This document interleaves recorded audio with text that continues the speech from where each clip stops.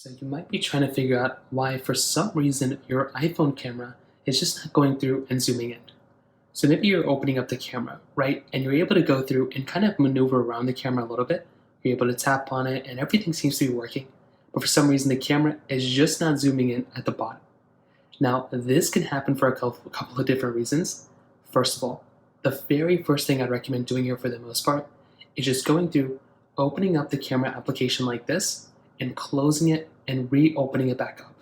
For a lot of people, that's probably all you're going to have to do. So open up the camera application one more time, and you want to go ahead and see if that ends up fixing it. Sometimes that might be all you're going to have to do.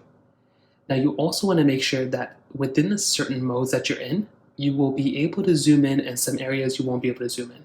Within your stock photo application, you should be able to zoom in by holding down on this button down here and zooming in and out.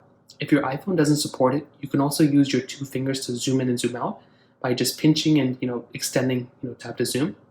Also, if you're in portrait mode, you won't be able to go through and basically zoom in. There's not really that much zooming in you can do, especially on some of these older iPhones on portrait mode and panorama mode. There's not really there's a zooming in capability, but it's not going to be what you'd expect.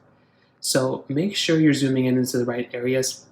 Things like photo mode, video mode, slow mode, time lapse, things like that. You want to make sure you're within video mode and photo mode or cinematic mode to get the most zooming in. If that's still not working, I would either, number one, recommend just restarting your phone. So just hold down the volume button and the power button on the side to completely power down your phone. Or if that doesn't work for you, you can also try going through and pretty much just try updating your iPhone.